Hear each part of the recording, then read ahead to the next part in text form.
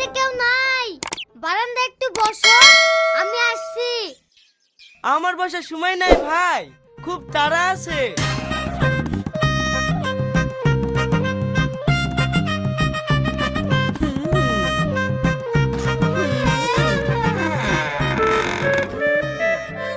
এই মেয়েটাকে চেনেন?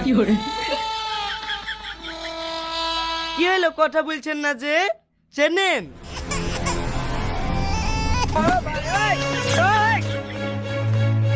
এসব কালকা লোক কোথায় থেকে যে আসে, একটু শান্তিতে পায়খানা ফিরতে দেবে না।